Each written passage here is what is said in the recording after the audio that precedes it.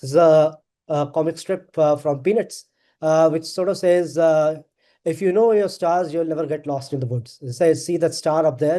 That's the west star. If your camp is in the west, just follow that star. They said, what if your camp is in the east? Is there an east star? They said, no, that would make it too easy. Actually, there is a misconception which is sort of shown here. There is no west star, there is no east star, because stars rise and set. They change in the east and west direction, but we do have a north star. So how do we therefore give coordinates to objects in the sky? So you begin with a person standing wherever you are, and you point yourself to north. Just call it 0 degrees. This is your local north. Use a compass, find what that is. The moment you have that, you have east and west directions and also the south. Then you identify the zenith and the nadir, the points directly above you and the point directly below you.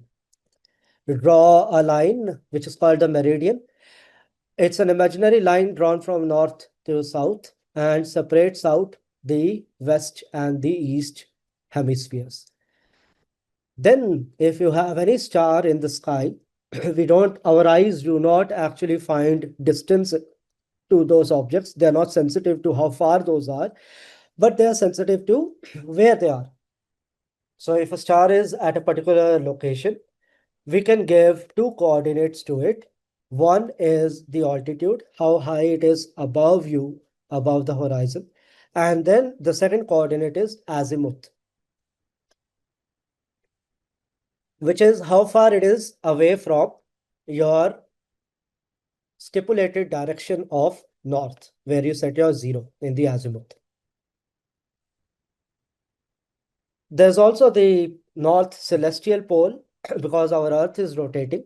So since it's rotating, that's why we are having day and night.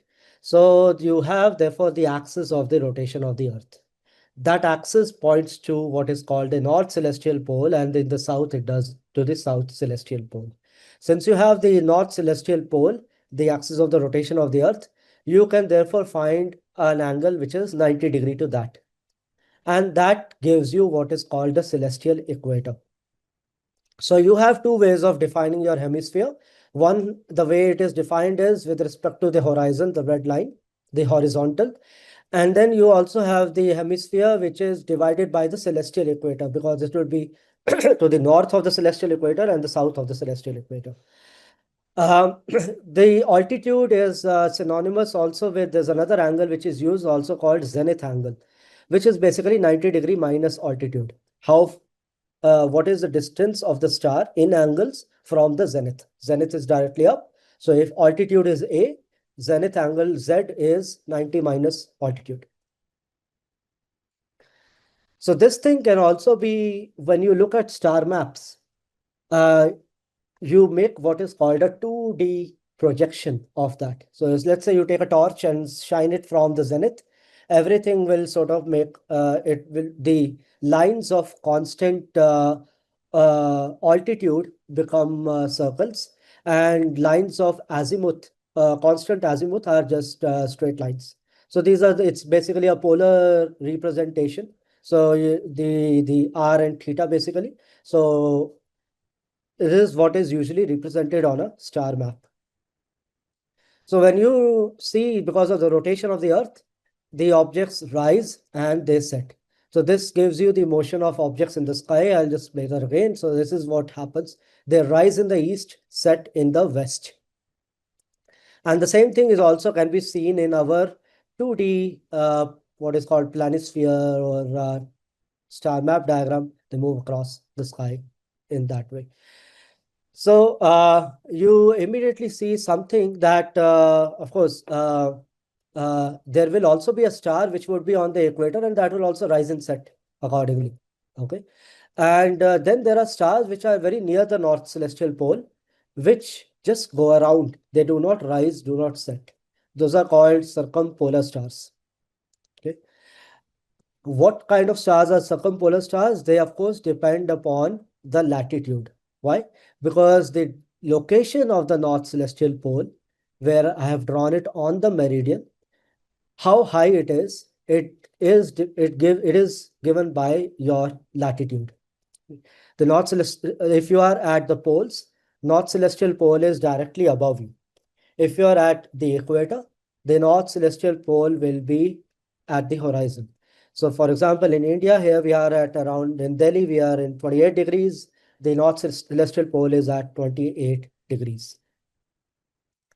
So, therefore, accordingly, there would be a set of stars which would be circumpolar. Not all stars are circumpolar at all latitudes, of course. So here's, for example, a long exposure photograph which shows the movement of the stars in the sky. And you see there are these stars which are just going around. They do not rise, they do not set. They are what are called the circumpolar stars. In fact, in the center also you see a star which has slightly moved. That is what is our North Star, the Polaris. It does not exactly lie at the North Celestial Pole, but slightly away. So there is a slight motion of Polaris. But it still, of course, tells you how to find the North Pole. So if you find the altitude of Polaris, that is your latitude, and that is also the location of North Celestial Pole. So to get the sense of the angles, here's a simple way to do it without having instruments with you. So if you look at your index finger, that is around 1 degree. So whenever we are looking at the sky, we are basically looking at angular segments or angular regions. Angular separations. So we have index finger gives you around 1 degree. Three fingers give you 5. Fist is around 10 degrees. So if you take your fist and you want to go to zenith, you will have to have 9 of them stacked up. So you have again the 15 degrees, and then the distance between your thumb and the index finger is around 25 degrees. That also, now not everyone has the same pair of hands, so you can calibrate your hands because we know, for example, from the instruments, the Big Dipper that's the is 25 degrees across. So you can use your thumb and the index finger to find whether you can really cover that or not. If you can cover that, then your distance, your separation is 25 degrees, or you can calibrate your fingers, your measurements accordingly. So our moon is around the angular diameter is half a degree. That's something to note. But it keeps changing. It's not always 0.5 degrees because sometimes the moon is closer to us, sometimes it's away from us. The orbit is again elliptical. So that keeps changing. So this is roughly 0.5 degrees. So here's again, how do you find Polaris, the North Star? So I told you there is the Big Dipper, which is something, a constellation which one can look at in the sky. Again, the sizes 25 degrees, the full extent, and then you have 15 and 10 degrees of the respective stars in between.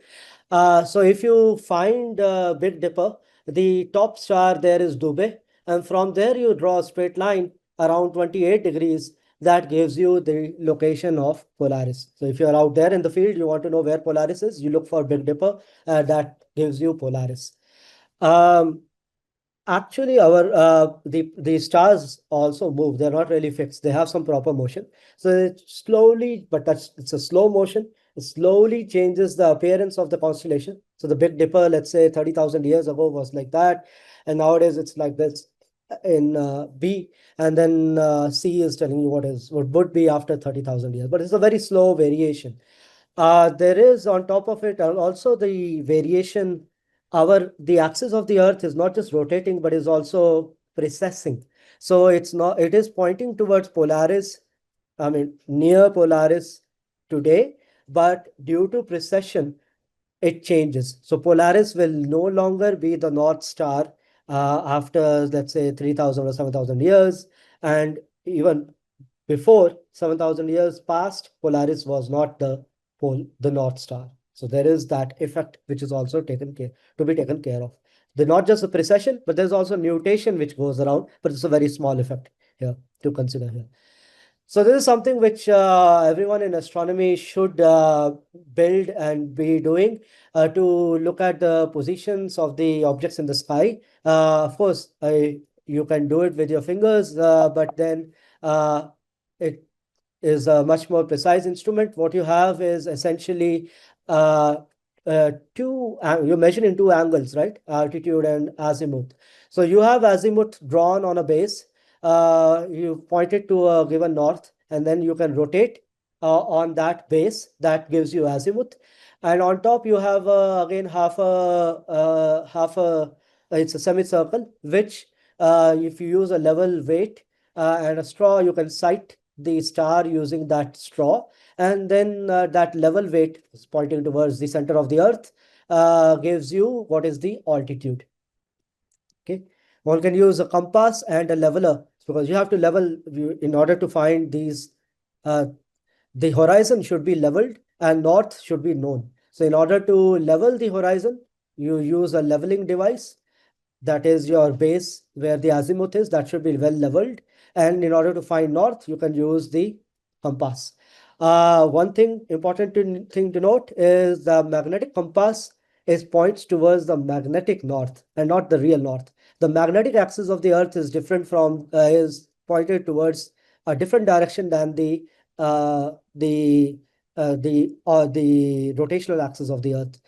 So at every point, there is what is called a declination correction, which has to be made to the compass.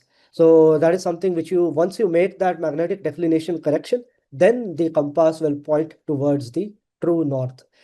I will leave it as an exercise for people to find out how actually you can find true north even without a compass. All you need is to know what is from the tables, if you can find what is the azimuth of the sun, and then use a stick to find where the shadow goes. And that also gives you the direction of true north. Same diagram, which again I've drawn, is you see the north and the south, and there's a meridian, there's a zenith, and the nadir. The meridian, I told you, is the line which separates the western and the eastern hemisphere, and there's the celestial pole, which is drawn there. So you have for every star, you have altitude and azimuth. So since the stars rise in the east, they reach highest point. When they reach the highest point, they cross the meridian. It is crossing the meridian. So our the one of the horizontal. So this is what we call the horizontal or the altitude azimuth system. One of the coordinates is altitude or elevation A, which is measured from the horizon. It lies in the range 90 degree plus minus 90 degrees. It is positive for objects above the horizon, negative for objects below the horizon. The zenith distance is, as I told you, is angle between the object and zenith, obviously 90 minus A. The other angle is azimuth, the angular distance of the vertical object from some fixed direction, the local north, which I told you, you draw the local north, and what is the angle there? That is what. So both of these coordinates, altitude and azimuth, they change for an object. They change during the motion of the earth because the objects rise and they set. So during at when a star is rising or setting, altitude is 0.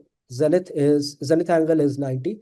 Azimuth would be given by wherever that is on the horizon, the horizontal surface. So this system is tied to the local observer. So if you are, for example, here in Delhi, you will have your own altitude and azimuth for stars and how they will be changing. And if your friend is in Mumbai, they will have their own altitude azimuth system. So if you call them and say, hey, look at this particular altitude and azimuth, they will not see the same object there because for them it is a different system. For them, they have to convert it to their own location.